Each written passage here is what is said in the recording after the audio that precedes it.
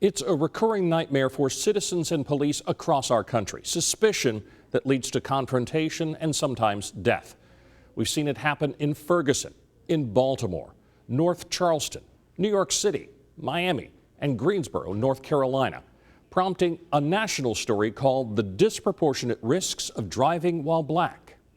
Only by looking hard at ourselves can we improve and really connect with the people we serve and we protect. Fox 10 News is committed to keeping both citizens and officers safe. Best way to do that is through education, letting you know what your rights are if you're stopped by an officer. To get answers, I went to the sources, a defense attorney and Mobile's chief of police. You see the blue lights. You hear the sirens. You hope they're not for you. While you may be upset, the officer approaching you has reason to be apprehensive too.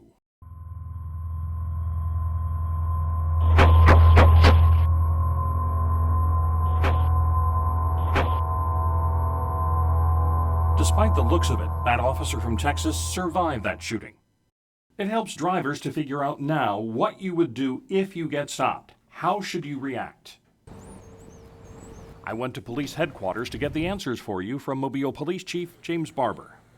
Okay, Chief, so somebody gets pulled over.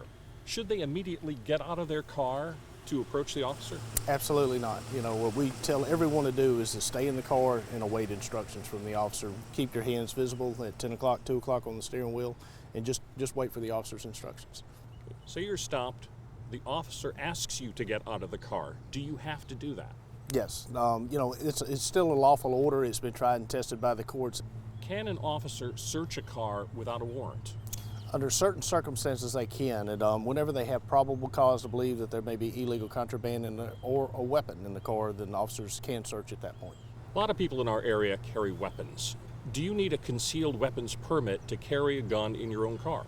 Yeah, currently under Alabama law, you are required to have a concealed carry permit to have a weapon in the car. Chief, say if I'm stopped, should I tell the officer that I have a weapon in my car if I do?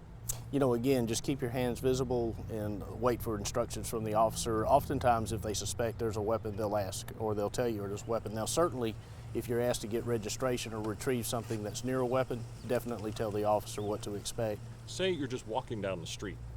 Does the officer have a right to stop and search you? No. No, under normal circumstances, we have to have probable cause to be searching. Criminal defense attorney Domingo Soto has practiced law in Mobile for 30 years.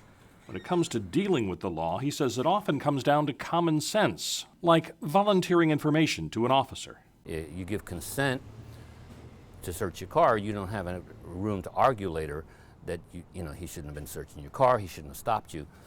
For the improper lane change or the other things they make up. Should you ever argue with an officer? I'm as big a civil libertarian and cantankerous and anti-authoritarian, and I never argue with the police. You said, so if you were profane to him or you have a Compton attitude, and a lot of times getting rid of a case involves the cooperation of the police.